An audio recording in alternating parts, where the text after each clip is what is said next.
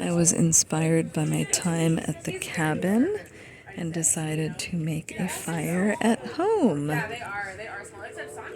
So cool. I love it. We've had this fire pit for a while. I almost turned it into a herb garden and decided, no, I'm going to make fire tonight.